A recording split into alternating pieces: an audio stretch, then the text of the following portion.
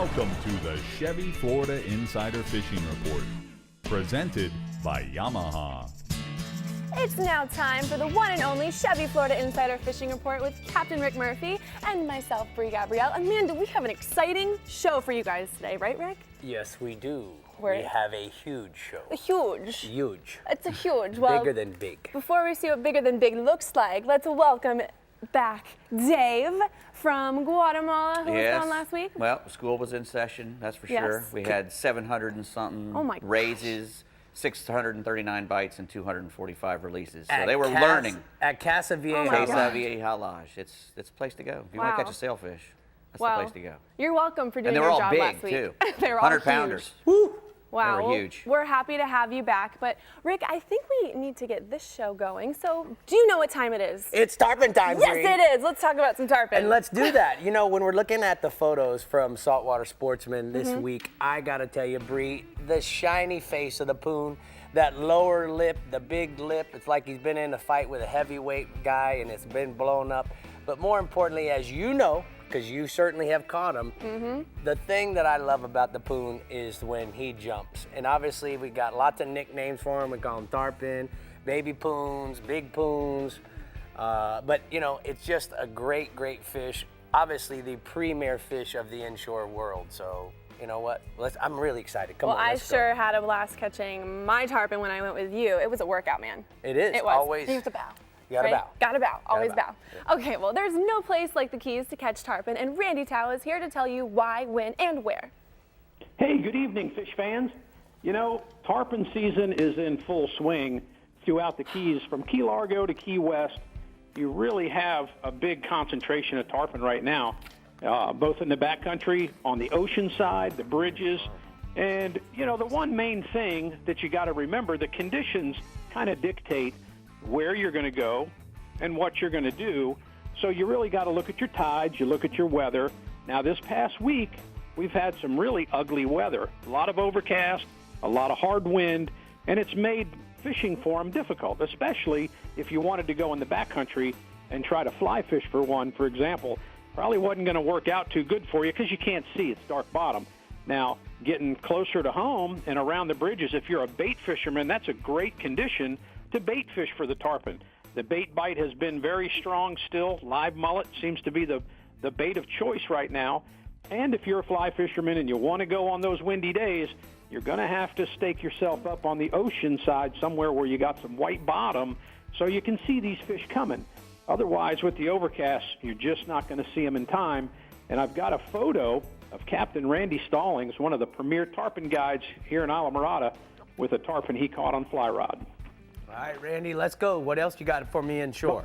Bonefish. You know, here again with the conditions, you got to recognize when to go looking for bonefish. We've got them. They're not as good as they were in the 90s, but nonetheless, there's still some around.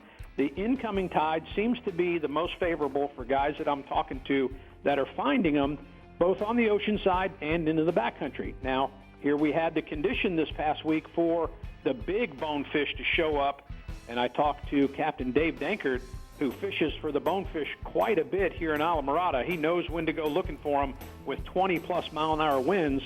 And I've got a photo of his angler, Mark Lucas, from Houston, Texas, with a 13-pounder they caught. And that was just one of a half a dozen or so bonefish they caught this week.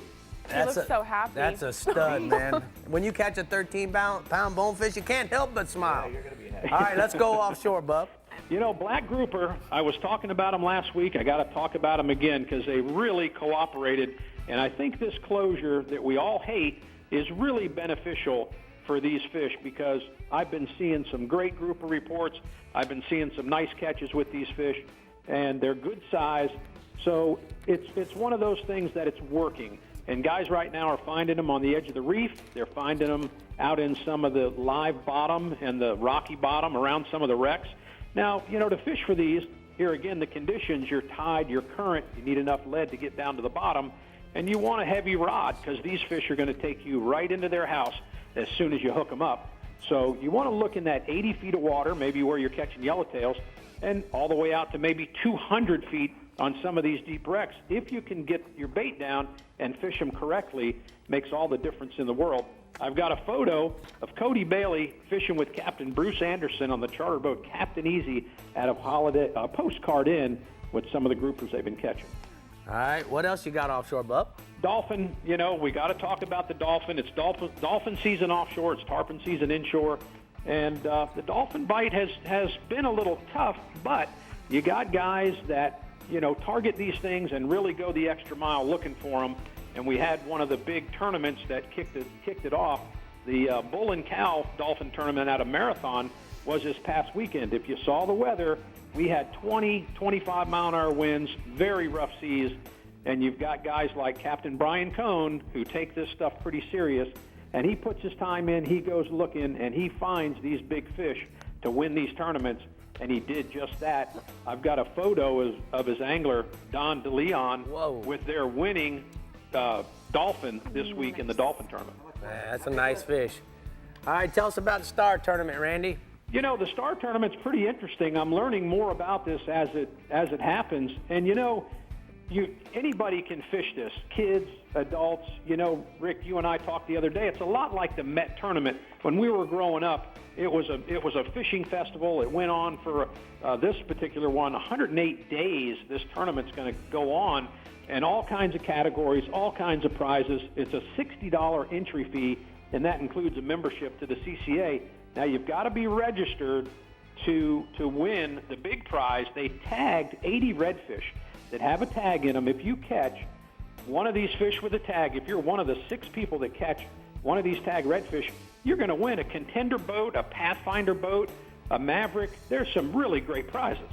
All right, great, Randy. I'm going to go ahead and take a look at the La Jolla hotspots from the Florida Keys. Good report. Way to start us off. Inshore, bonefish. Look for those extra large bonefish mudding during the middle of the day. The strong winds are the best time to find them. And then offshore, black grouper. Fish the reef areas where the yellowtails are. A live grunt or a speedo on heavy conventional rod will really get the job done, Brie. Straight from the poon's mouth. Right there. That's what he said. All right, now it's time to tell you about some tournaments in the Florida Keys. What would you rather do on Mother's Day weekend than to fish the Mother's Day Dolphin Tournament set for Friday and Saturday in Marathon? There's more than $15,000 in cash and prizes, and proceeds benefit Habitat for Humanity of the Middle Keys. The Florida Keys Dolphin Championship, scheduled for May 15th to the 17th, allows anglers to weigh in at 5 locations from Miami to Key West. There's more than $100,000 in prizes. The Key West Ladies Dolphin Championship, set for May 30th, is offering $10,000 in cash and prizes. Proceeds are to benefit the Jose Wahebi Spanish Fly Memorial Foundation. The Big Pine and Lower Keys Dolphin Tournament, scheduled for June 5th through the 7th, is offering up $35,000 in cash and prizes, including a $20,000 cash prize for the largest dolphin caught over 50 pounds. And now it's time to hear from our trusty correspondent in the Florida Keys, Andy Newman. Hi guys. The Yamaha Dolphin Masters Invitational is scheduled for May 22nd to the 23rd in Key West. The grand prize, $15,000 to the angler scoring the highest total combined weight of 3 dolphin catches. Additional prizes await other top anglers. Now for more information, it's 305-304-7674. That's 305-304-7674. And for more details on other Florida Keys tournaments, events, and accommodations information, it's flakeys.com. Back to you in the studio. I wish my mama was here to fish that tournament with me on Mother's Day weekend. I wish she was too. Oh, okay. Well, now on to Ronnie Houston in the Southwest region, where there's always a little tarpon action. Hey, Ronnie. Well, like always, it's a pleasure being here. But, the tarpon, they can be caught inshore and offshore throughout the year, all through the region. Now, a variety of techniques to catch them include fishing the beaches and passes, near-shore wrecks, spillways and creeks, especially in the rainy season when we've got a lot of freshwater runoff, residential canals and bridges, and along the Gulf edges and troughs. And like Randy was saying, weather dictates how the fishing is going to be for these tarpon. Obviously, on these windy and dirty days, you want to be seeking production. As the weather gets more moderate, these tarpon will start being back on the move again and a lot easier to catch. But an ideal to catch tarpon in the region would be March through August, starting down south from Shark River, working their way up all the way to Boca Grande. Now, baits and choice would include live pinfish, mullet, ladyfish, thread fins, pilchards, crabs, and cut baits for lazy or pressured fish, such as mullet, ladyfish, and catfish tails. Or you can use a variety of artificials such as flies, lip plugs, 3 to 7 inch, and 4 to 7 inch soft plastics like the Bass Assassin Dapper, which has a huge paddle tail with vibration. Colors right now can be black shad, trickster, and gray ghost, but then also live pinfish, crabs, and threadfins are working great right now all through the region, and you can either free line them or fish them under a cork. Typical size right now is 60 to 150 pounds. I've got a couple pictures. Photo number 1 is Captain Matt Haig up in the northern end of the region with a tarpon release. And picture number 2 in the northern end of the region would be Captain Josh Greer with another tarpon release. And one little tip for you guys. Right now there's plenty of tarpon all through the region. A lot of these fish are being pressured. You get in an area where there's a bunch of boats, half a dozen boats, a dozen boats, you can't get these fish to bite.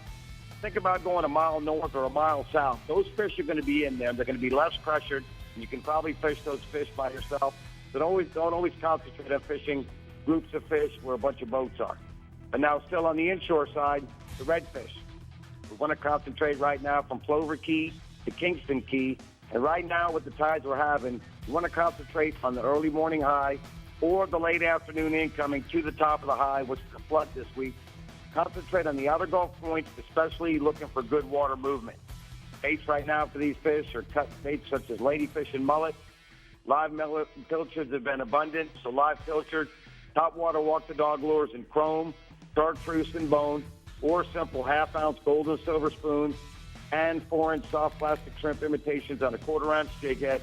Right now the fish are averaging anywhere from 20 to 30 inches. And before I go offshore, an ideal thing to look for now that we've talked about the CCA Star Tournament the last couple weeks is the working man's division. And what that's going to count on is the hard-working parents out there taking their kids out fishing, trying to get them involved in the youth scholarship division. Now, if you listen and look at the rules, this will provide $100,000 in college scholarship to a Florida college with 2 winners of $25,000 apiece. But we got an additional 10 winners of $5,000 each. So what you need to do is look up the rules for the eligible species in the youth scholarship division. Dads, get your kids out there, get them started off on the right foot. Now, on the offshore side, we want to concentrate on the king mackerel. I spoke about it last week. We'll talk about it again. The bite's still remaining strong from Wiggins Pass to Sanibel, 50 to 70 feet of water along hard bottom and wrecks, either trolling planers with silver spoons, trolling large lip plugs, or drifting blue runners and thread fins, or even just simply out there grouper fishing in those areas. You want to simply just flatline some thread fins and blue runners. The moderate weather's been better. When it gets windy, it's kind of tough to catch these fish. Fish a little bigger this week. Right now, they're averaging anywhere from 20 to 35 pounds. Now, also on the offshore side, we want to concentrate on the dolphin. Anywhere right now from Wiggins Pass up to Boca Grande, you want to concentrate too on moderate weather and depths right now from 90 to 120 feet, concentrating on a pattern looking for birds, large bait schools, and scattered weed lines. Not as big as the East Coast, but once you get started getting those scattered weed lines, bait should be abundant. Now, that'll attract the bait also. Bait's a choice to try to catch these fish when you get in that particular area would be trolling ballyhoo and feathers, free-lining pilchards, or simply trolling spoons until you find them. Once you find them, bucktails and cut baits to catch a limit. Most of the fish on the West Coast right now are small, but I tell you what, keep a couple live baits handy or bigger baits handy. Keep an eye out for bigger cowra bulls. Bite's been pretty good with the moderate weather right now from 90 to 120 feet. Thanks, Ronnie. We're going to go ahead and get a look at the Florida Outdoor Experience hotspots from the Southwest region. Inshore, trout, Chino Key to Panther Key along the outer sandbar edges, 2 to 5 feet of water using noise-making corks and soft plastic shrimp or paddle tails. And then offshore, Cobia and Permit, Indian Key to Gordon's Pass, 7 to 18 miles out on most of the noted structure using large live baits and crabs. Now, guys, I got to tell you, we got Dr. Jerry Alt from the University of Miami. And, Jerry, we have been tagging tarpon since 2001. That's right. And I want you to tell me, what have we learned since the first fish that we've tagged? Sure. So the effort itself is a hallmark effort between science and anglers. They've been supporting the tagging efforts, but what we've learned are that tarpon move thousands of miles in their annual migration between the southern and northern point. They cover basically the entire Gulf of Mexico in terms of connectivity from the Yucatan. So let's look at the first chart. Here it is. Go ahead. This chart that we're looking at is a representation of all the tags, if you will. The lines represent the migration track. The colors represent the locations we tag. And so if you will, in the lower left side are fishes that we tagged in Veracruz, Mexico, that many of these big animals went up to the plume of the Mississippi River to feed on menhadens, crabs, etc. The red is for the Texas movements. Notice one of the tags, in fact, went on land. It was actually picked up and driven to Dallas. But the pink are Apalachicola, the orange are Boca Grande, and the blue-white are the Keys. The thing to note about that is fish, for example, in Florida, come into Florida. What the decision point is not clear, but half those animals go to the Mississippi, the other half go to Chesapeake Bay. Here's an example, though, I think, of maybe the most fundamental important part. We find that tarpon migrate on what scientists call the 26-degree isotherm. That's 79 degrees Fahrenheit. That isotherm is in Florida right now. That's why the bulk of the animals are here. Right. The track itself shows that a tarpon in Florida, in the Keys, in fact, in May, ends up in the Chesapeake Bay about early July. And so they're up there feeding. The interesting part about the temperatures, that's the lower bound temperature of hurricane formation. Wow. And so this is a conversion of that temperature diagram to what the scientists call ocean heat content, which is the energy available for hurricane formation. But if you will, the animals are using this to migrate. The important discovery for science was that we improved the migration track positioning by about 80% by linking that. And we're understanding more about the use of the ocean, including depth. They go to about 600 feet. They travel on the order of 30 miles a day.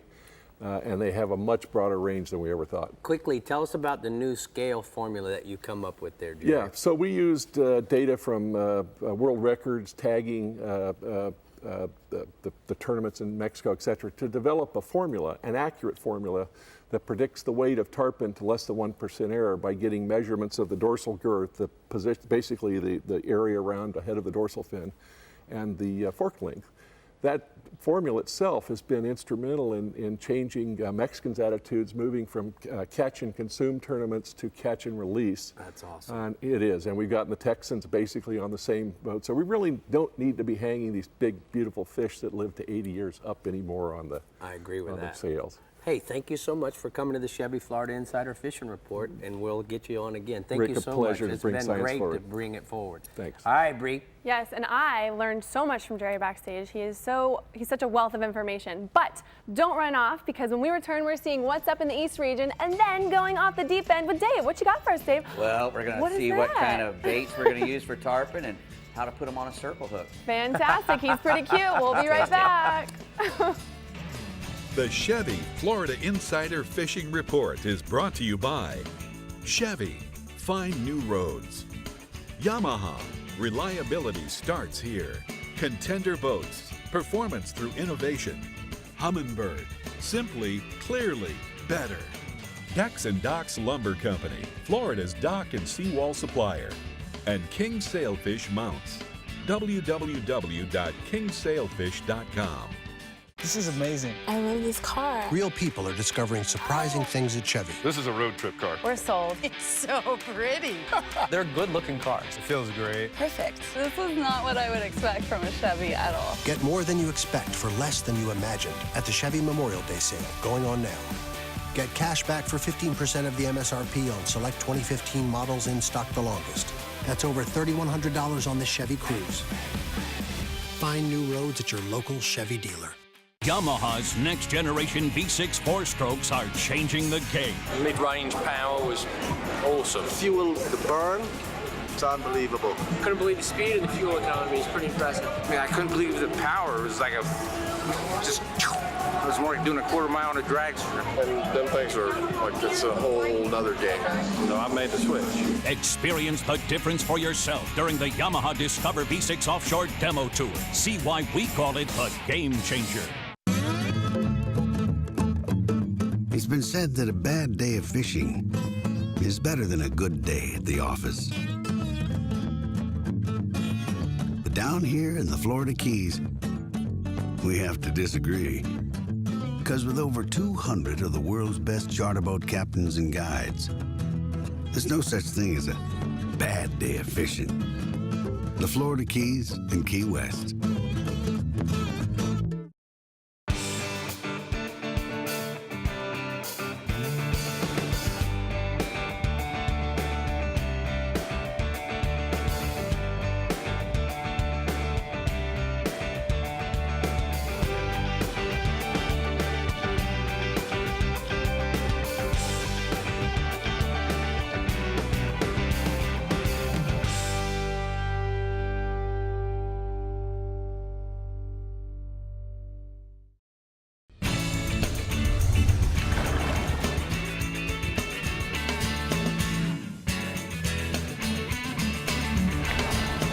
Time to go over the news and notes from the FWC.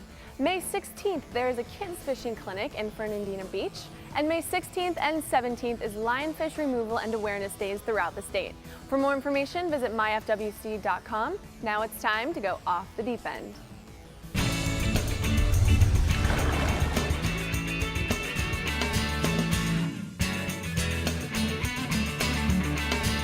Oh boy, over here at the CCA workbench and hummingbirds off the deep end, we smelling a little fishy. It smells there, like Poppy. bait, man. It smells like it should.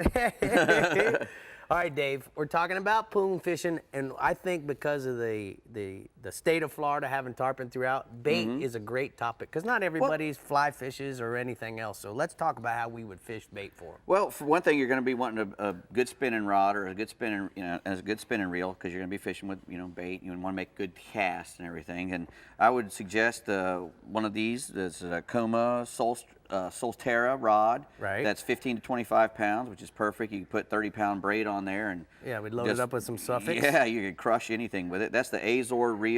That's a 65S, and it'll hold plenty of drag to catch anything. Just about. Big heavy tackle for. Yeah, because you're going to catch a fish that weighs 100 pounds. That's right. And tarpon are very powerful fish, and they jump a lot. So you want to have something that'll get them in. Now, for one thing.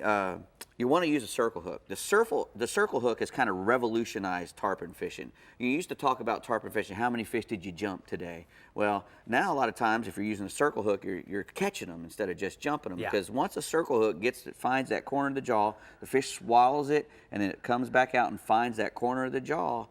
You're probably going to catch him. It's hard to get him off after that point. But, no doubt. But, if it's stuck in some soft place, it might pull, just like a J-hook would. But we're going to show you, because circle hooks are different. They have that weird shape and have the point of the hook pointing all the way back towards the shank. It's a little more difficult to hook them.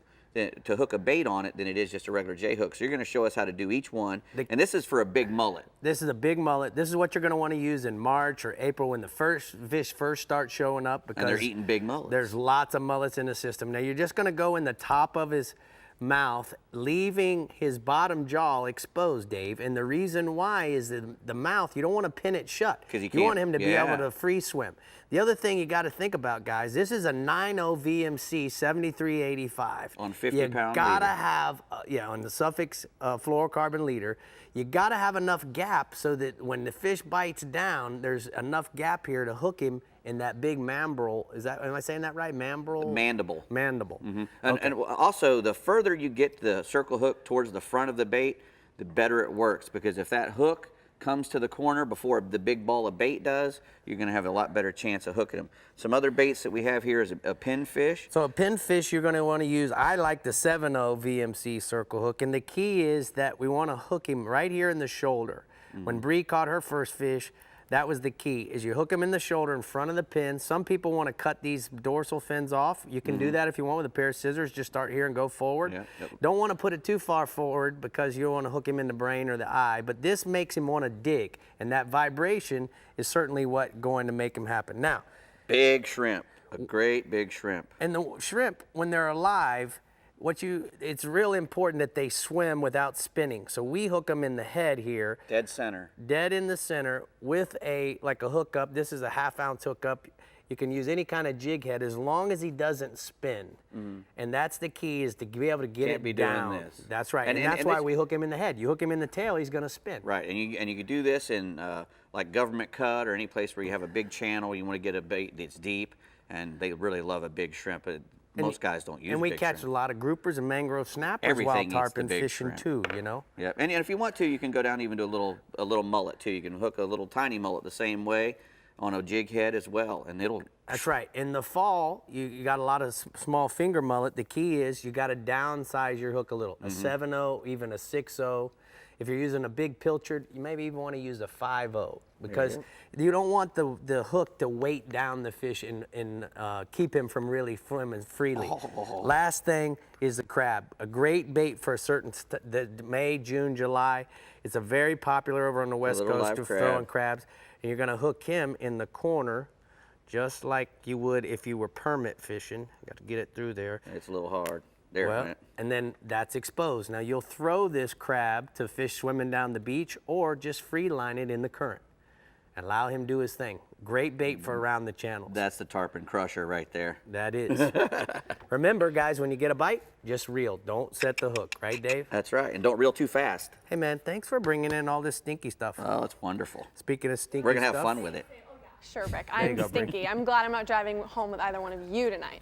Okay, Mike, I know the tarpon aren't quite biting in your region yet, but maybe an easy way to remember when they're here is to say, when it's June, go catch some poon, right? Yeah, that could be the way to do it. Could be. You know, May's the early tarpon season in my region. That means the first of the migrating schools are pushing up the coast and into the inlets. The resident fish are coming out of the backcountry. There's resident juvenile fish up in the Loxahatchee River, up above the Boy Scout camp, and in both the north and south forks of the St. Lucie River. There's also fish starting to show in the mouth of Big Mud Creek, but really the best action by far is around the inlets at night. If you're going to target those fish that are up in the river, those are sort of arbitrarily rolling resident fish, and you can wait until they roll and throw an orange and black or a black colored fly, copper juice colored 4-inch shad on a 1/8 ounce jig head, or just throw a live mullet ahead of the fish and wait for them to turn around and blow it up. The take is usually very soft, so if you feel anything on those resident fish, set the hook. And, you know, we're on the back of the full moon, so there's plenty of light at night, and the fish in the inlets are waiting for the mullet to flow in and out of the, on the different tides. And it seems like the fish really like to hold on the north side of the inlets in my region. So you want to drift a live mullet, 30-pound tackle, 60-pound leader, 7/0 to 9/0 VMC tournament circle hook, drift it along the jetty on the outgoing tide, use your trolling motor to maneuver the baits into current and into position, and, you know, be sure to bow when the fish jump. Average tarpon in the inlets right now is going to be 70 to 100 pounds. The other bite we got going, you know, there's less than a month left in the spring snook season, and the fish are really locked in on all the mullet that are around the inlets and in the nearby residential canals. That means you can start your day throwing topwater plugs at first light along the shorelines and along the seawalls, places like around Snook Island and Old Port Cove in Palm Beach County. The mouth of Taylor Creek in Fort Pierce is a really good spot right now. And then as the day goes on, switch over to a 6 to 10-inch live mullet, pitch it up against the seawall, or free line it back into the bait school. The pier at the Jensen Beach Causeway, the A1A Bridge in Jupiter, and North Bridge in Fort Pierce are all going to be hot locations for big snook during the month of May. We're already seeing a lot of smaller male snook around the inlets in my region. So, you know, grab a Houdini-colored Bass Assassin 4-inch shad, throw it up on the shoreline, work it deep, put it out, you know, anywhere along the shorelines around the inlet at dawn and dusk. You should get all the snook action you want, with the average fish being 4 to 12 pounds. I have a photo. That's Darcy Arahill on the left, Haley Hudson on the right. They caught that snook fishing with Captain Ken Hudson, Haley Hudson's dad of Snook City Charters in Wellington. That fish was caught along a shadow line on the 10-cent bridge in Stewart. That's a big snook. Way to go, Dar Sizzle. All right, offshore, let's go, bub. Well, the dolphin bite, picked up with a rough seas, and there were some larger fish in the mix, but no real giants. Easterly winds this week. That'll help bring in another wave of fish from the western side of the Gulf Stream, and it'll also stack up the weeds, the rips, and the edges. Early in the week, the best action has been out in 300 to 340 feet of water, but there was a good bite off St. Lucie Power Plant the last 2 days. That was in 180 feet of water. You want to troll ballyhoo to cover more water, you can slow troll, live Spanish sardines or thread fins or mullet. With a calmer seas predicted for the weekend, you can get out off Palm Beach and drift and put out live baits from a kite just to draw more attention to your offering. There's been a good mix of dolphin, sailfish, kingfish, and blackfin tuna off Palm Beach County in the last week. So you might want to throw in a trace of steel because you really don't know what's going to eat out there. All right, what else you got for me, man? Well, with grouper season open in my region, a lot of the charter boats have been trolling for dolphin in the morning and bottom fishing in the afternoon. In the winter, our grouper is schooled up on the shallow reefs and wrecks, but as the water warms, we start moving towards summer. They move out into deeper water, into like 120 to 150 feet of water. A lot of boats out of Fort Pierce are targeting the fish in 150 feet of water, just inside the closed section of the Oculina Bank area. And then out of Stewart, the 6 and 8 mile reefs are producing some real quality fish right now. The majority of grouper are gagged in that 10 to 20 pound range with a few blacks in the mix.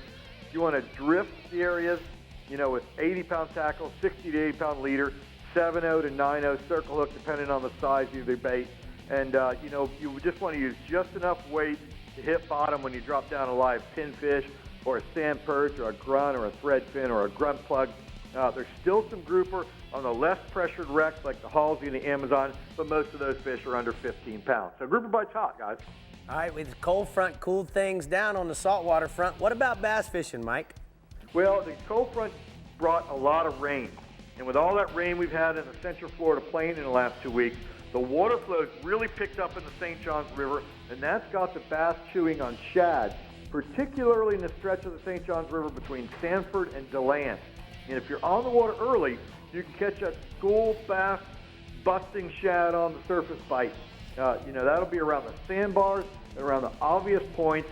Pull up to it, throw a topwater plug, a swim bait, or a lipless crankbait, or in any of the shad colors, black and silver, pearl and blueback. Those are sort of the shad colors. You'll rack up some really good numbers. Then as the day heats up, look for moving water, target the shoreline vegetation with a white or a pumpkin seed colored frog, or you can fish live shiners along the edges of the grass or in the lily pad fields. Average anglers catching 15 to 20 bass a morning on the St. John. School fish are running 1 to 3 pounds, and then fish up to 8 pounds in the mix coming on shiners. So St. John's hot right now. All right, great report from the Decks and Docks East Region. Mike, I'm going to go ahead and take a look at the East Region hotspots. Triple tail on the Indian River Channel, markers from the Nettles Island to Bear Point. Live shrimp and hookup jig heads are going to work for those triple tail. And then offshore, sailfish, 220 feet of water off Lake Worth Inlet.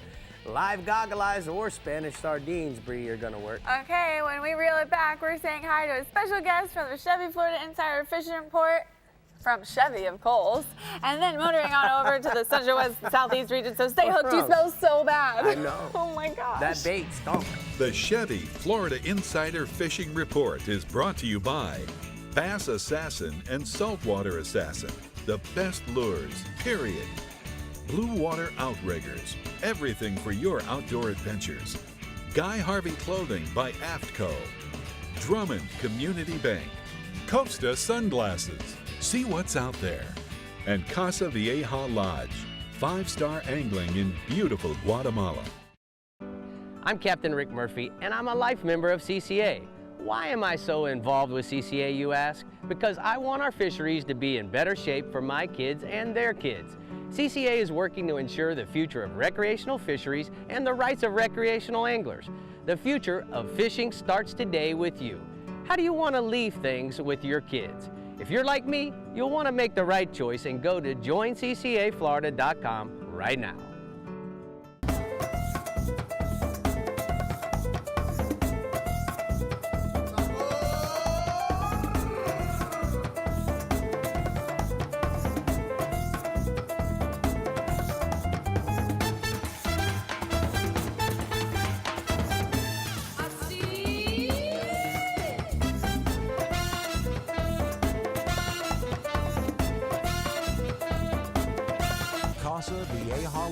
Guatemala.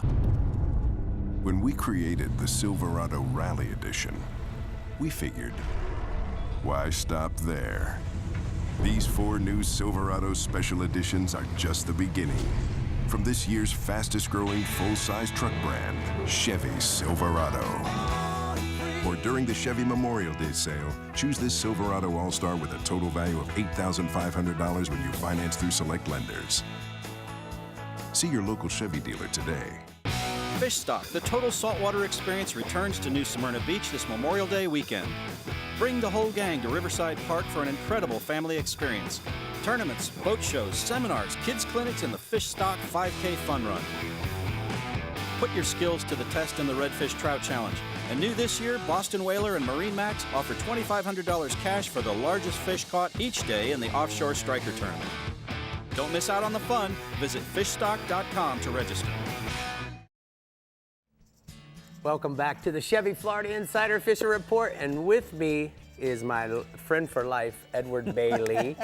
Ed, we've been doing this. You know, we're going to celebrate our 300th episode. That's coming up at next the month, end of this right? month. End of this month. Yeah. That's awesome. And you've been there with me since the very beginning. 12 plus years, friends for life. Friend for life. It's been awesome. It's been a good run, tell Rick. us about Friends for Life for what we've got going on within the studio as well as this year. Well, sorry I missed all the ladies last week for this month to celebrate Mother's Day, but it's great to have the Camaro in here, which I'm sure a lot of the ladies would love.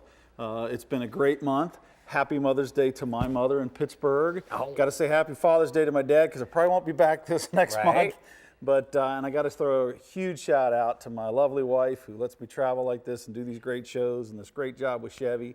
And to my great kids, Bethany, Brandon, Catherine, and my little peanut Emma. She wanted me to throw a super shout out to her. All right. But this month, really for Chevy, we're celebrating Memorial Day. And it's not just about the sale, but it's really about the freedoms that many of our military, both living and the ones that are serving today, retired, wherever you may be, a real thank you to each and every one of them for everything they've done. That's why we're celebrating this month, to honor each and every one of them, to thank them for all the freedoms that we have. We get to fish, get to drive great cars like this, the trucks like you had in here last month.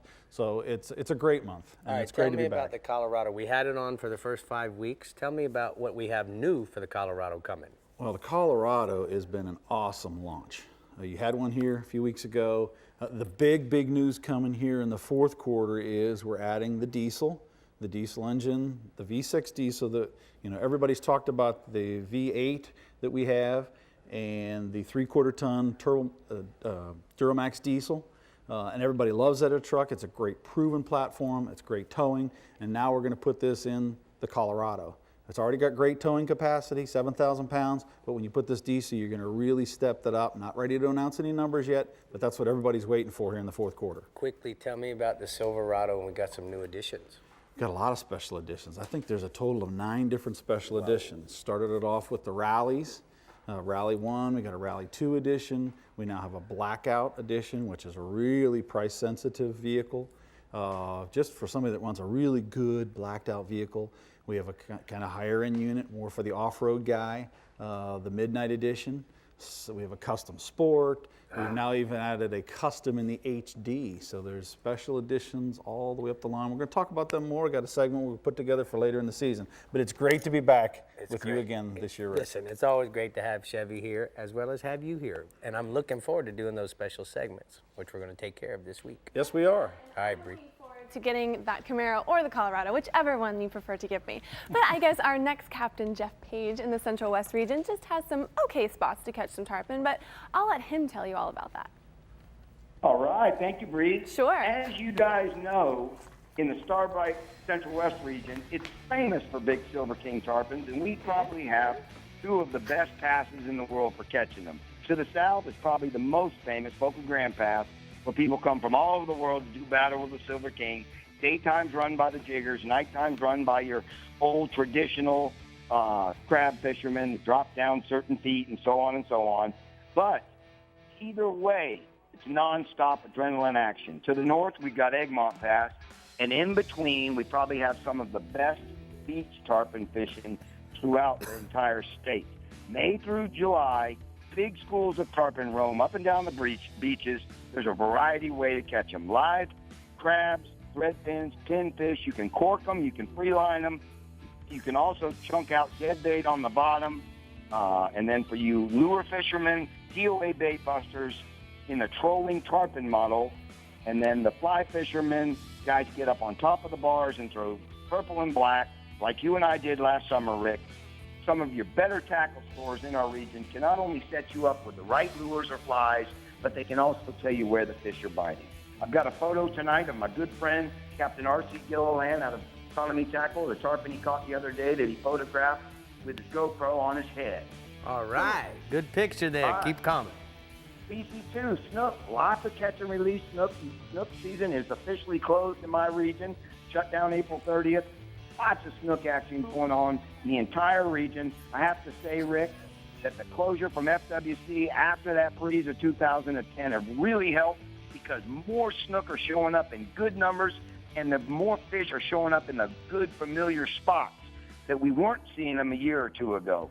So all the passes have fish, as well as the mangrove points and oyster bars in Bull and Turtle Bay to the south, as well as Longbar Point, Terracea Bay, Rattlesnake Point to the north. Live 3-line pilchers, bait of choice, but the Mirror MR17 Mirrodine in the broken glass glow pattern has been deadly. Remember, snook season's closed. Handle with care. Get them back in the water. I've got a photo tonight of one of my good clients, Dr. Reuben Holland, with his personal best 41-incher we caught yesterday on a live pilcher. Wow, that's a stud. All right, let's go offshore. Offshore, mangrove snapper, with the full moon being only a couple days away. The nighttime snapper bite's been strong. All my offshore captains are reporting 55 to 75 feet of water over wrecks and ledges, as well as some of the artificial reefs. Chum hard, live pinfish have been out fishing the cut bait, or a select shrimp on a 1/4 ounce hookup jig head. Bangs are averaging 14 to 20 inches. Red grouper, Captain Tony Ballum of Ketchum Charters out of Marina Jack says that the red grouper bite's been really good, 75 to 95 feet of water over hard bottom and broken bottom as well from Venice north to Braden Beach. Frozen sardines, live pinfish have been the bait of choice. And I got a photo tonight of Captain Tony with a big red fire truck he caught. Like always, don't forget to sign up for the Star Tournament, and this one's for you, Ed Bailey. I'm at the West Palm Beach Fishing Club, and you know what I always say. Ready, folks? 1, 2, 3. There you go, boys. West Palm Beach Fishing Club. All right, good job there, Paige. I'm going to go ahead and get to the sea sucker hotspots from the Star-Tron Central West region. Inshore, tarpon, lots of poons on the beach. Midday to late afternoon has been better bite, and then throw live crabs, threadfins, or pinfish, and then offshore, kingfish. Still some nice smokers holding on the near shore artificial reefs in 2 to 7 mile range. Brie. All right, smelly fingers. Next up for some cleaning is Captain Jimbo Thomas in the southeast region where there's plenty of tarpon to be caught. And I know he's even got some pet tarpon that hang out by the Thomas Flyer, right, Jimbo? That's correct, I seen him. Brie. I seen him. Hello, Rick. Hey, buddy. We do have some great year-round tarpon fishing here in the southeast region. We've got resident fish that hang around all year, and then in February through June, we get a push of migrating tarpon. All of the inlets and their adjoining beaches, those are the tarpon hotspots, as well as the deeper holes and the lit bridges of the intercoastal waterway. Now, their feeding patterns, they do change with the seasons, and right now a big live shrimp is a bait of choice. There's been a great shrimp run, at least a couple nights ago, with that full moon that we had, and those tarpon have been feeding on shrimp cocktails, so that's what they want to eat. Other good baits are medium-sized live crab, mullet, pinfish, also surface and swimming lures, jigs, and flies. Now, when the weather permits, my good friend Captain Russell Kleppinger, he's been fishing at the late afternoons and evenings off the beach just to the north of Government Cut. He's been finding tarpon in the 70 to 150 pound range, and he's been using both live shrimp and crab along with brown or green tarpon toad flies. Don't know what that is, but that's what he said he's using. And then when the weather's too rough to fish the beaches, he's been working the lit bridges, and he's been finding fish in the 30 to 100 pound range. He says that around the bridges, the alkaline tide has been the best. Now, I got a photo here. This is Stanley McJunkin with a 180-pound tarpon, estimated 180-pounder. He caught with Captain Russ. They had an epic night. They caught 20 out of 46 tarpon in one night in Miami. And he says, Russ says that's his personal record. I think that would be anybody's personal record there. Wow, that's unbelievable, Jimbo. Let's go ahead and stay inshore. What else you have for us this week? You got it. Well, we've got bass fishing in the Everglades. It's been as good as it gets. We've got low water levels, and the fish have been concentrated in the canals and the deeper holes. Holiday Park, L67, and Sawgrass recreation areas. Those are just a few of the hot spots. Captain Alan Sherman, he's been catching 50 to 80 bass per trip in the daytime in the 1 to 3 pound range. He's been using soft plastics with a 1/4 ounce bullet weight. He said he was using a rubber or a plastic lizard is what he was doing the best on. But he's also been using small surface Rapalas with gold backs. Now, if you don't want to venture as far west as the Everglades, their urban canal and lake system's been red hot with peacock bass along with the largemouth bass. Captain Tony Fowler, he's been fishing the Blue Lagoon lakes and canals and averaging 8 to 15 peacock bass up to 7 pounds per trip. And he's been fishing the bridge columns and drainage pipes or any other structure. And he's been using gold or chartreuse, Rapala husky jerks, and small live shiners. We have another photo here. This is Captain Tony Fowler's wife, Mildred, with a nice 6 pound peacock bass that she caught last week. Now moving offshore, as of May 1st, groupers are fair game again. We've been catching some nice sized ones. Aboard the Thomas Flyer, we've been fishing live pinfish, blue runners, and speedos over the wrecks in the 150 to 250 foot range. And we've been fishing from Government Cut south to Triumph Reef, finding mostly gag groupers, a few blacks mixed in, up to 25 pounds. The only downside to using those big live baits is that the AJs also love to eat them. But if the jacks are there, so are the groupers, or vice versa. They're all there for the same thing, to eat. Now, we've been fishing the Miami area, but any of the wrecks throughout the region, they are also holding groupers. Now, another great way to catch some groupers is by trolling deep diving Rapala magnums or a feather and ballyhoo combo behind a planer or a wire line. Troll them over the reefs, 30-foot range at 5 to 6 knots. Now, we've been finding both blacks and gags on the reef, but the size hasn't been as good, with most of the fish on the reef being in the 8 to 12 pound range. Now, staying offshore, fishing for blackfin tunas, it's been getting better by the day.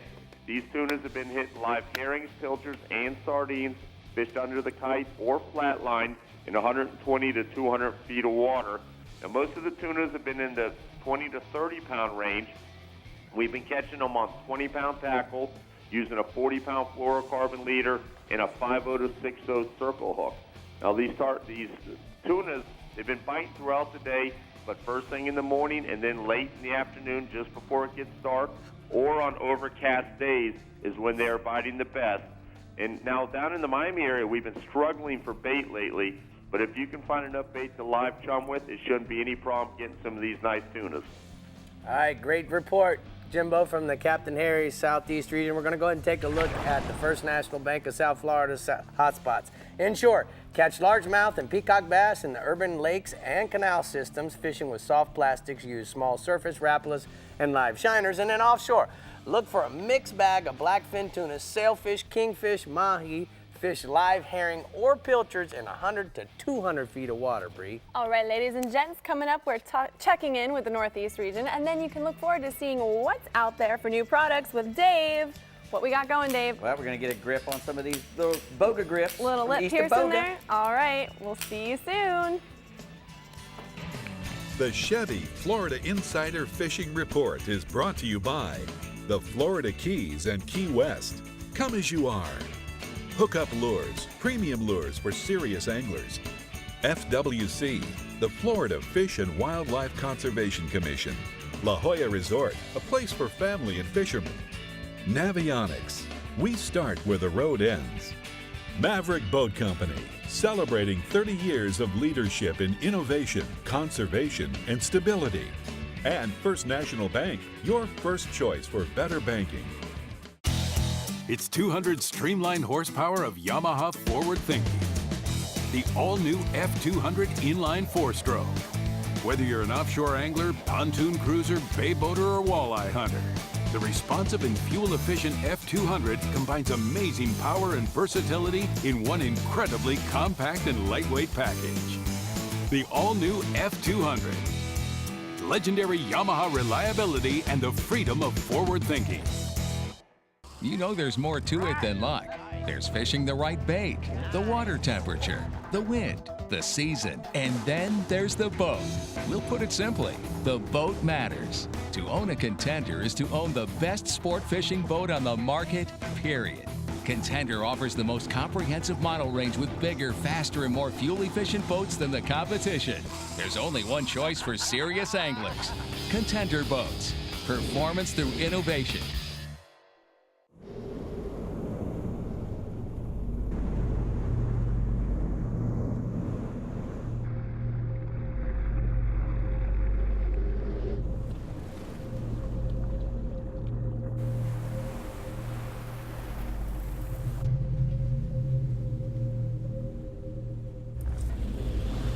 All fishermen are created equal.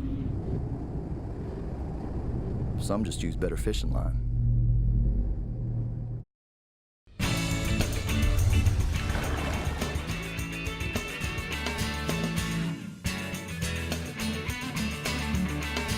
Well, we're over here at the CCA Florida workbench, Dave, and We have products. We have products. Yes, and we have do. a plethora of new products Yes, we today. We're going to start off with a Sea Sucker. This is called the 4-cup holder and with a dry kit. And this thing holds your cell phones. You put your cell phones in there. Keys, up to 3 or 4 of them in there, and that keeps everything dry. And you also have, obviously, 4 cup holders on here. You know what I like also about the cup holders, Dave? They hold big and little stuff.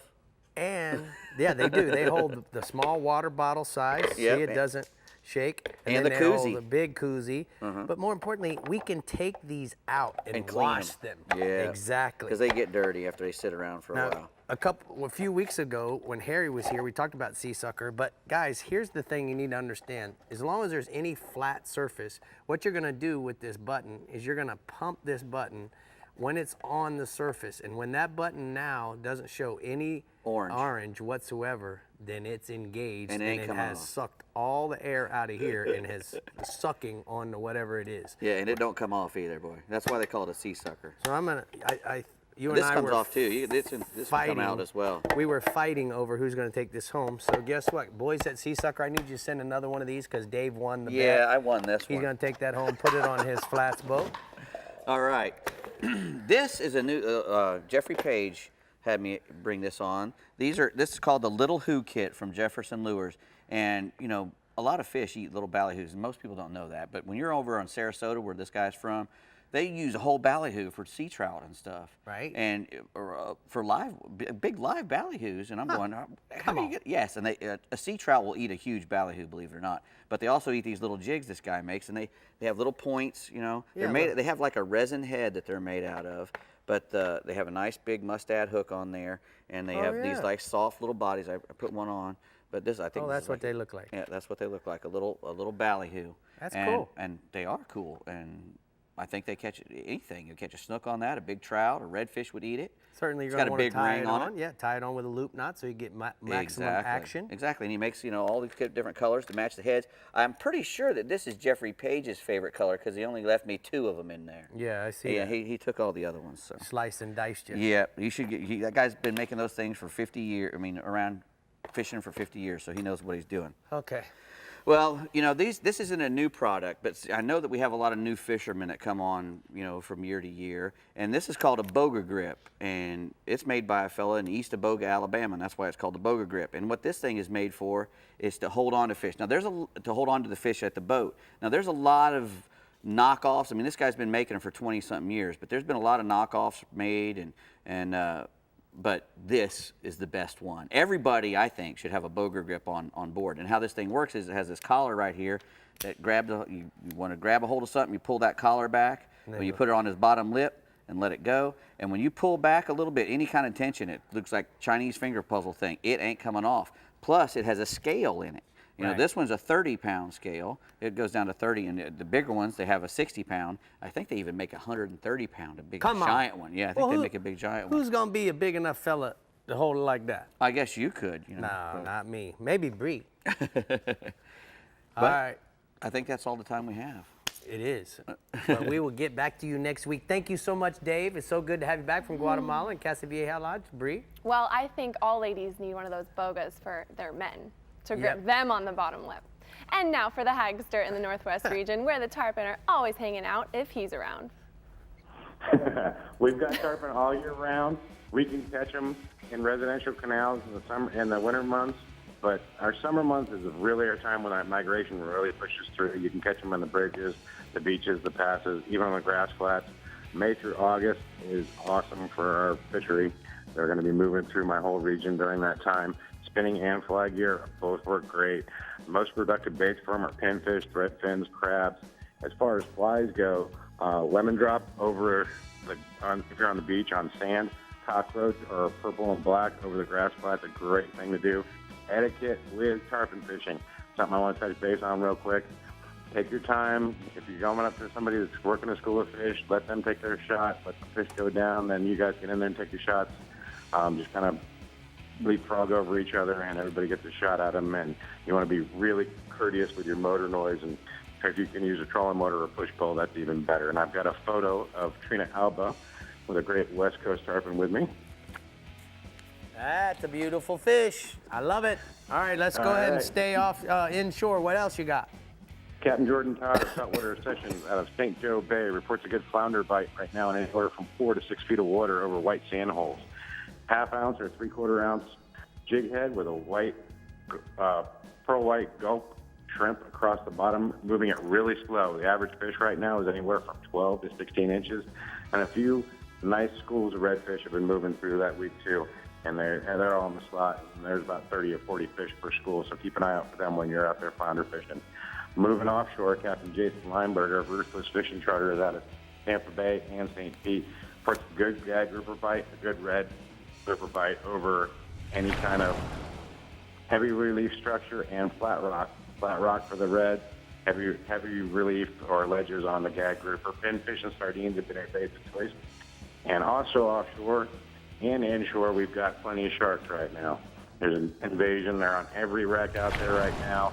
A little bit of wire. They're following the tarpon migration around. We got hammerheads and bull sharks inshore following the tarpon around. Offshore, we got the spinner sharks and black tips on pretty much every artificial out there. A little bit of wire. They're a lot of fun to pull on. All right, thanks, Jeff. Great report from the Yeti Northwest region. Going to go ahead and take a look at the Drummond Community Bank hotspots. Inshore, snook along the beaches and passes, use sardines for bait. And then offshore, grouper over the rock piles and ledges in 55 to 85 feet of water, use pinfish for bait.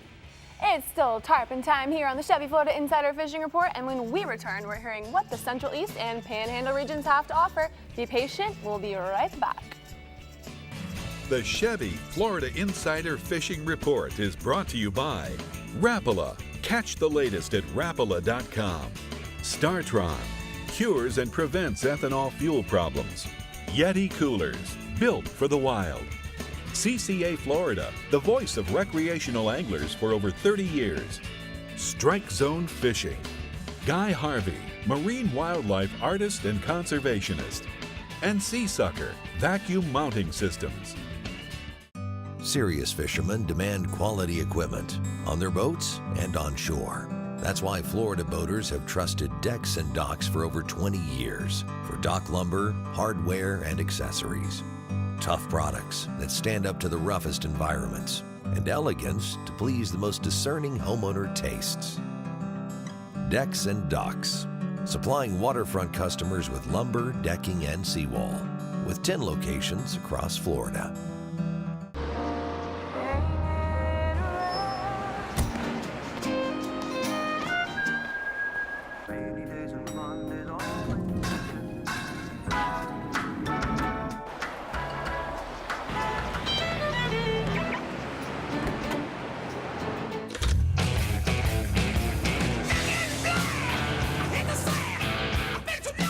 Chevy Colorado. When you find new roads, you win Motor Trend's Truck of the Year.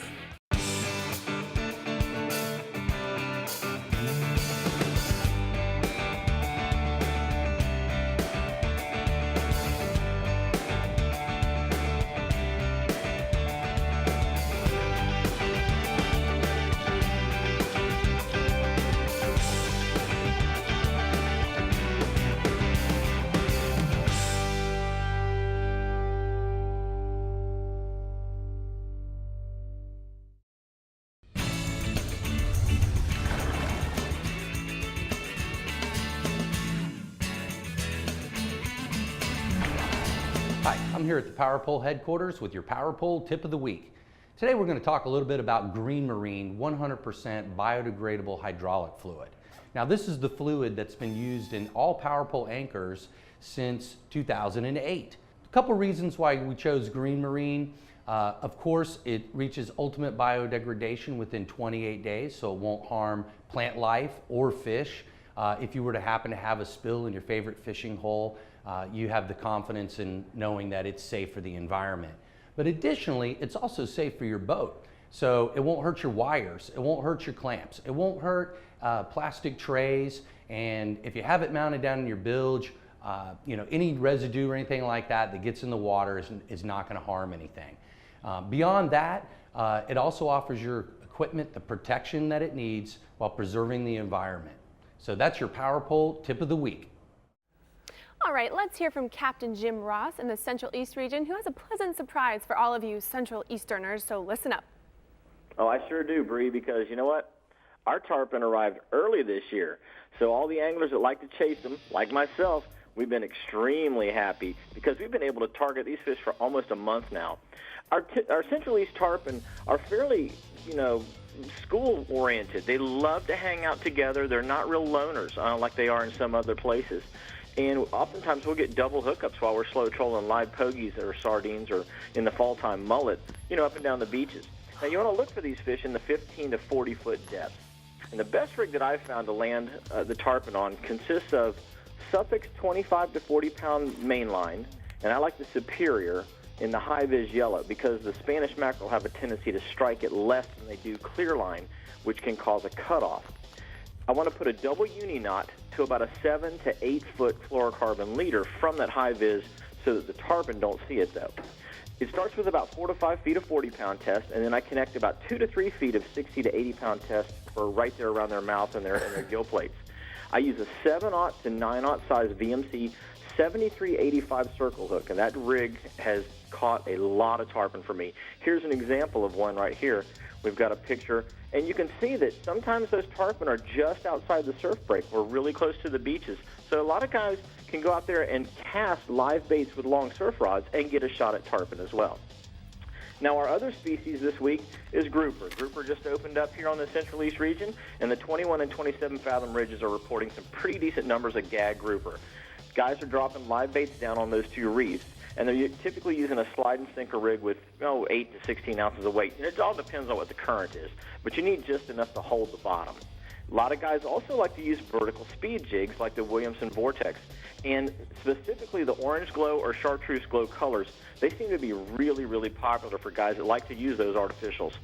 And one thing you want to do is you want to keep a float line handy. You can throw it out the back because you never know. A wahoo or a dolphin may swim up while you're working those bottom structures. Now, I got a really cool thing that happened. Mike Holm and his buddy Rob, they sent me a picture of some dolphin that they caught, and they landed 10 fish this size in 230 feet of water after watching one of our Chevy Florida Insider Fishing Report shows a couple of weeks ago. And he just sent me this and said, you know what, thanks so much for putting this info out there. We went out and we had a fantastic day because you guys steered us in the right direction. So I wanted to thank Mike and Rob for giving me a little pat on the back because we all like that once in a while. I know I do. Yes, sir. Now, going inshore, we got some speckled trout, Rick. And I know you like catching speckled trout as much as I do. And guys from Vero Beach to Malabar are doing pretty good on them right now as well. They're feeding around glass minnow pods or pilchard pods, or you can find them around spoil islands.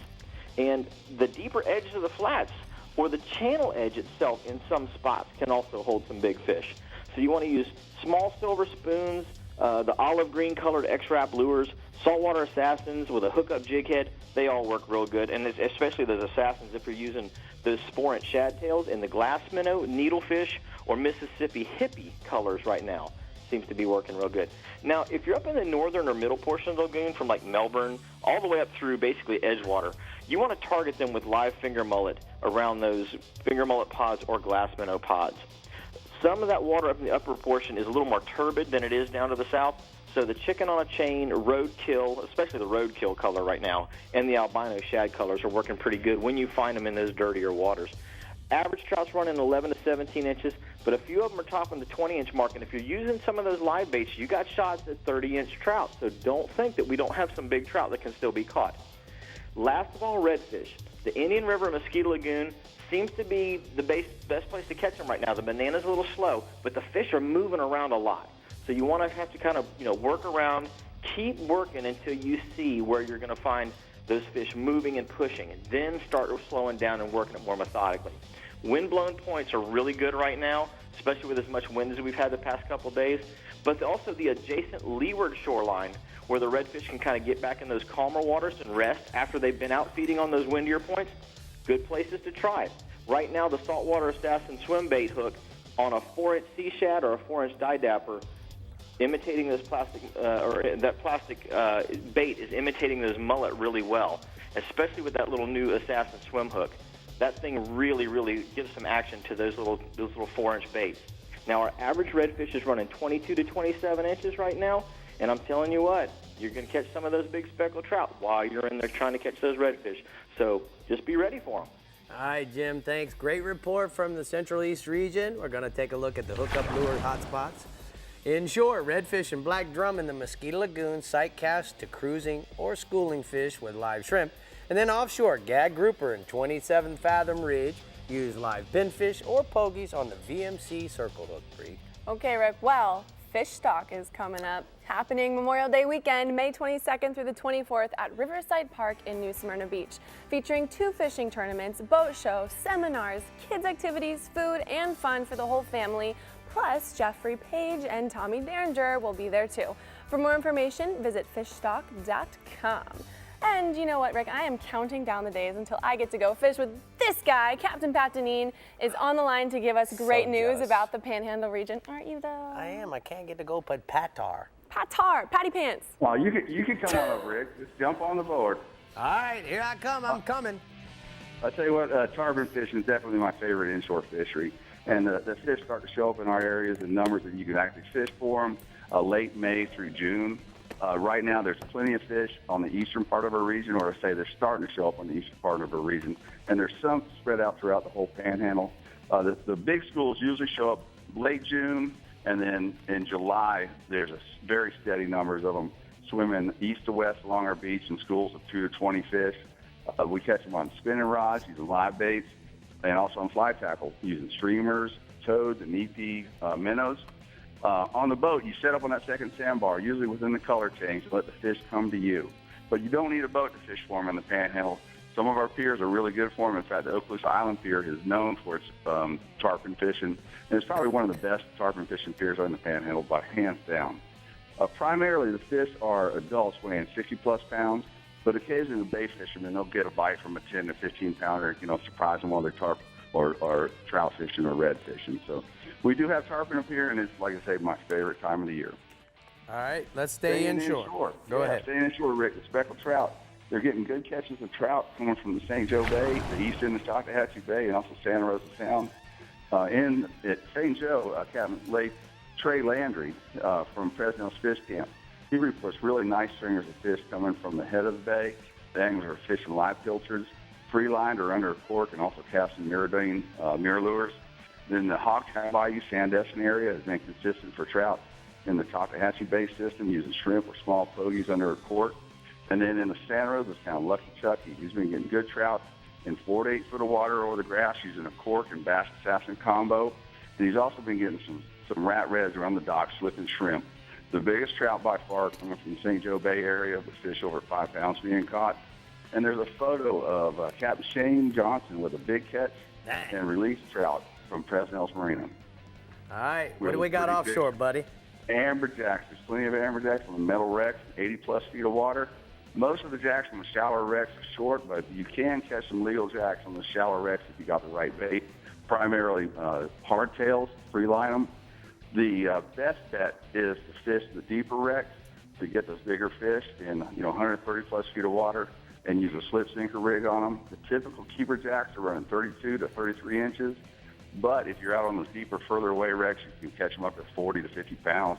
Captain Tony Davis on the Anastasia had a really nice catch of 50-plus pound jacks this week. Excuse me. Troll some high-speed lures between spots, and you may be rewarded with a wahoo like the Captain Harold Staples on the Allen caught, 90-plus pounder.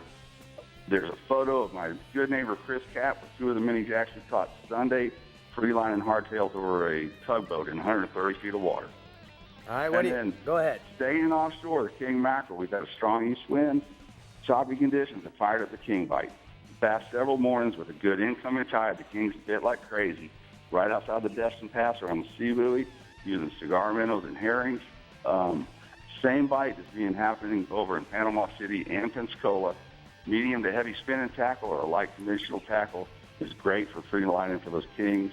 And rig your baits on wire with a stinger hook. And don't be surprised, or you may have a bonus bite from a wahoo or a sailfish or a blackfin tuna. There's been several of those caught this past week. The kings are running 10 to 20 pounds. All right, great report, Pat, from the Panhandle region. Going to go ahead and take a look at the blue water outrigger hotspots from the Panhandle region. Inshore, afternoon falling tide, trout bite in the head of the St. Joe Bay using skitter walks.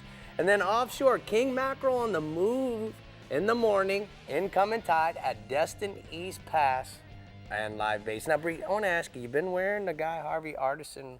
Tell me a little bit about it. I really like it. I love it. This is the Guy Harvey by Aftco fishing shirt. It is awesome. I have one in probably 6 different colors. Cool. And then this little shirt here is by Artisan, their new clothing line. And it's very lightweight. It's nice. You could even wear it over a bathing suit. And they've got a lot of new stuff coming out. Well, it's really you great. sure make it both look good. Well, thank you, I'm just Mr. Rick. saying what all the boys at home are thinking. Oh, well. I hope you're right. Okay, alas, we are nearing shore, but stay on board because we have the Costa Conservation Minute tip for you and the Northeast Region Report, so stay tuned. The Chevy Florida Insider Fishing Report is brought to you by Chevy, find new roads. Yamaha, reliability starts here. Suffix, the world's most hardcore fishing line. The IGFA, conservation through education. Get your hands wet. Florida Outdoor Experience. Captain Harry's Fishing Supply Company. And there's no stopping Okuma. Introducing Helmmaster, Yamaha's first fully integrated digital boat control system. With Helmmaster, you can start your outboards with a swipe of a paw and control them with a single lever. Outboard trim and steering friction adjust automatically as you accelerate and decelerate. Adjust engine speed with the touch of a button. The Helmmaster joystick provides the means to navigate and dock precisely with confidence and ease. Take control of your next vessel with Helmmaster at your command. Fish Stock, the total saltwater experience, returns to New Smyrna Beach this Memorial Day weekend. Bring the whole gang to Riverside Park for an incredible family experience. Tournaments, boat shows, seminars, kids clinics, and the Fish Stock 5K Fun Run. Put your skills to the test in the Redfish Trout Challenge. And new this year, Boston Whaler and Marine Max offer $2,500 cash for the largest fish caught each day in the Offshore Striker Tournament. Don't miss out on the fun. Visit fishstock.com to register. Inside you, there's an outside you. A you that takes the road less traveled than the road less traveled. And finds the comforts of home extremely uncomfortable.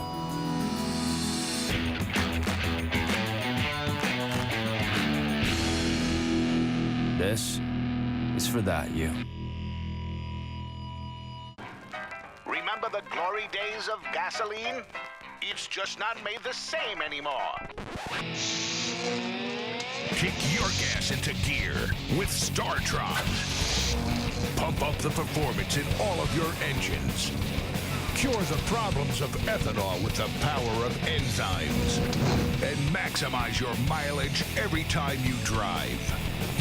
Kickstart your engines with StarTron. When we created the Silverado Rally Edition, we figured, why stop there? These 4 new Silverado Special Editions are just the beginning. From this year's fastest-growing full-size truck brand, Chevy Silverado. Or during the Chevy Memorial Day sale, choose this Silverado All-Star with a total value of $8,500 when you finance through select lenders. See your local Chevy dealer today.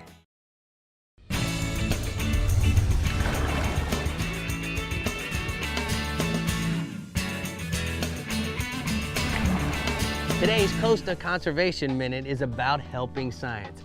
Now, Bonefish Tarpon Trust and Costa have gotten together and they've put together some tagging programs for tarpon, permit, and bonefish.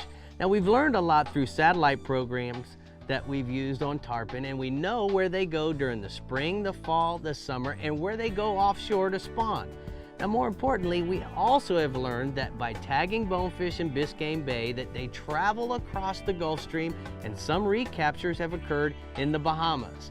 Now, when it comes to permit, because of the lack of participation from recreational anglers, we're not quite sure of all the things that permit do. So, if you would like to become a tarpon permit or bonefish tagger, you can simply contact Bonefish Tarpon Trust and get your tagging kits today. So that's today's Costa Conservation Minute. It's about tagging tarpon, permit, and bonefish. Good job, Rick. I like the sitting position. You do? Yeah, but like that now too. we are entering the danger zone in the Northeast region with a tarpon-rific report from Captain Tommy Derringer. Go ahead, Tommy. Hey guys, you know, the Strike Zone Northeast region is probably not known as a big tarpon fishing destination, but really we have an awesome tarpon fishery up here. You know, it's just a little early right now for our tarpon to start showing up in big numbers, but there have been a few big tarpon in the pogie pods just south of the Matanzas Inlet lately. Now, sometime later this month, or as soon as the water gets into about the mid-70s or so, we're going to start seeing a lot more of those tarpon showing up along the beaches. They're going to be shadowing the pogie pods and feeding behind the shrimp boats. You know, if you've never experienced those tarpon feeding on pogie pods, you've really been missing out. You know, it can be an all-out feeding frenzy out there. There's huge tarpon jumping all over the place and crashing the bait, and sometimes they even splash you. They land so close to the bow. Now, my favorite rig to use on those bait pods is going to be a live pogie on an 8/0 to 12/0 VMC circle hook tied to about 40 to 60 pound fluorocarbon leader. Now, sometimes we'll just free line the bait along the edges of the pod, or you can also put a couple of big split shots just above the bait to get it under that pogie pod. Now, if you're fishing behind the shrimp boats, look for the tarpon to be in the bycatch split. I would use the same rig I just talked about before, or you can just scoop up some of the bycatch to use for bait. Now, in my experience, those tarpon behind the shrimp boats are really going to prefer the sand trout that are going to be floating in those splits. Now, we also have quite a few juvenile tarpon in the backcountry right now throughout the entire region. Tomoka Basin and Pellicer Creek are going to hold quite a few of those smaller tarpon from now all the way through the end of fall. A small Rapala X-Wrap or a large free-line live shrimp both work well for those smaller backcountry tarpon. I got a photo here. This is my real good buddy, Captain Gibb, with a big tarpon that he caught with me free-lining a live pogie around a bait pod just off the beach. All right, Tommy, let's go ahead and tell us about the red fishing, buddy. All right, well, let's talk about we talk about redfish a lot here in my region, and for good reason. You know, the topwater redfish bite is really good right now with a lot of slot fish coming off the skitterwalk. Now, I've been catching most of my fish on bone-colored skitterwalks that I pick up from Strike Zone. Now, this weekend we have a really early low tide, so there's going to be a ton of bait pushed out along the intercoastal first thing in the morning. I would toss a skitterwalk around the concentrations of mullet right along the ICW from the 206 bridge in St. Augustine all the way up to Mayport.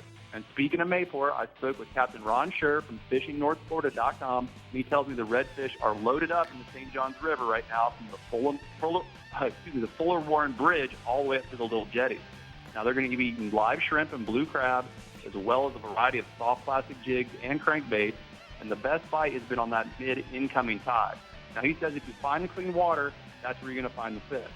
Now, here's a photo that Captain Ron sent me of Buzz Brannon with a hefty redfish he caught in the St. Johns River near downtown Jacksonville on a paddle tail, and that's a big redfish to catch on an artificial lure right around here. All right, Tommy, before we go offshore, I'm going to take a look at the Navionics. Now, guys, Captain Tommy was telling me we're talking about Blunt Island. Now, certainly redfish is something that comes to mind. Now, on the mid-incoming tide, this area right here is going to get real clear. And when it does, as you can tell by the sonar chart soundings that Navionics provides with us, that it has a severe drop-off, so you can find those redfish. You're gonna have to use a heavy jig in order to get down to them, because there's a lot of current there. Also, the other thing he was saying is right down here in the corner as the current comes through, on the same tide, using deep diving crankbaits like a Rapala DT20, you actually can fish that edge right there and you'll actually catch a lot of big redfish. It's on fire right now. Right, Tommy? It is. It's really good right now. All right, now, moving offshore. Go ahead. You know, the cobia have really started to fire off here last week along the beaches. The average cobia has been in the 20-pound range, but there are also quite a few bigger fish over 40 pounds. Now, those cobia are shadowing the pokey pods along the beach in about 30 to 50 feet of water. And if you're out there this weekend, you're going to want to try and approach those bait pods slow and even drift in or use the trolling motor if at all possible. You know, if you run full speed into those bait pods, you're probably going to spook those cobia down and you're never going to see them again. And there are a few manta rays around, but it seems like most of the fish caught recently have come off those bait pods or some of the rip lines at the inlet. Now, the cobia have been eating just about any kind of live bait, like pinfish, mullet, pogies, but most of the guys have been catching them on jigs in chartreuse or white, and sometimes they even tip them with a little squid. Now, I got a photo here of Seth Stafford with a big cobia he caught with me a few days ago just south of the Volano Inlet. Now, moving further offshore, I spoke with Captain Luke Thatcher from FishSt.Augustine.com, and he tells me that the really big dolphin has really started to show up, and there's just a bunch of dolphin around out there in general. Now, the flying fish are sick right now, and that's probably why the dolphin bite's been so good. Captain Luke says look for the bait and the weed lines, and don't be afraid to go east of the ledge if some of those big fish are being caught out there really deep. Now, he's catching those dolphins trolling naked ballyhoo or on a variety of skirted lures. All right, great report from the Strike Zone Northeast region. I'm going to go ahead and take a look at the hot spots from the Strike Zone Northeast region. Inshore, redfish on the early morning to low tide, fish skitterwalks in bone or live finger mullet in the concentrations of mullet along the ICW. And then offshore dolphin out to 1,200 feet of water. Look for the weed lines and flying fish. Troll naked ballyhoo or islanders in blue and white or pink and white will work best. Now, they also have a tent sale at Strike Zone next weekend. So, guys, you guys make sure you call Dave Workman and get signed up. Heck yes. Okay, anglers, the tarpon reports may be in, but stick around for a few minutes longer so you can hear what to look forward to next week on the Chevy Florida Insider Fishing Report. This is amazing. I love this car. Real people are discovering surprising things at Chevy. This is a road trip car. We're sold. It's so pretty. They're good-looking cars. It feels great. Perfect. This is not what I would expect from a Chevy at all. Get more than you expect for less than you imagined at the Chevy Memorial Day sale going on now. Get cash back for 15% of the MSRP on select 2015 models in stock the longest. That's over $3,100 on this Chevy Cruze. Find new roads at your local Chevy dealer. It's 200 streamlined horsepower of Yamaha forward thinking. The all-new F200 inline four-stroke. Whether you're an offshore angler, pontoon cruiser, bay boater, or walleye hunter, the responsive and fuel-efficient F200 combines amazing power and versatility in one incredibly compact and lightweight package. The all-new F200. Legendary Yamaha reliability and the freedom of forward thinking. Forage fish are small fish that hold marine food webs together. Put simply, forage fish like pilchards turn sunshine into snook. The IGFA and other conservation organizations are working with the FWC to improve forage fish management in Florida. Ensuring that there's enough food in the water for our game fish will maintain Florida's legacy as the fishing capital of the world. Visit floridaforagefish.org to learn more and to sign the Forage Fish Pledge. Thanks for tuning in to the Chevy Florida Insider Fishing Report. Be sure to like us on Facebook and follow us on Instagram and Twitter to keep up with our captains, contests, and appearances. You never have to miss a show. You can find full episodes of the Chevy Florida Insider Fishing Report right on your YouTube channel. And make sure to check out our website for fishing reports in your region. Visit www.ChevyFloridaInsiderFishingReport.com for everything you need to know to stay hooked up. Next week on the Chevy Florida Insider Fishing Report, we're talking snapper. So tune in to SunSports every Thursday. Plus, you can catch repeats of the Chevy Florida Insider Fishing Report on Fridays and Saturdays. Check your local listings for times. Well, men. It keeps repeating. What is this weekend? It's Mother's Day. Aww. Is it really? You know, and before we go, I want to wish all the ladies out there a happy Mother's Day. Yes. And, well, thank you so much for Happy all Mother's the things Day, that you Mom. guys do. Look, all the great pictures. That's so sweet. I know who that is. She does deserve a day out. That's my mama. That's your baby's mama. That's my baby. That's my mama baby. My baby's mama. Well, I want to wish my mom a happy Mother's Day. She's all the way up in Ohio. Yeah, Yeah. I know she Up in watches. Destin. Hi, Mom. Happy birthday, yo mama. Yeah. Hey, you know, And I'm Brie, sure- being it Yes. was tarpon season, I brought Oh. in some of the past relics of when I was fishing all the competitive tournaments. And we have a tournament there that we won with Scott Deal, the owner of Maverick Boat Company. There's one of his trophies there. We won the Don Holly. Also the Golden Fly Tournament trophy and the all-time record with Tim Mahaffey still bragging. stands, Wow, Rick. 7,801. I think you need one more trophy. You need Yeah, I one reckon more. so. I mean, you know, That is that's a big herring. I used to catch tarpons, you know. I know people don't think I ever I know fished. people. All right, bye guys. everybody. Happy Mother's Happy Day. Mother's Day.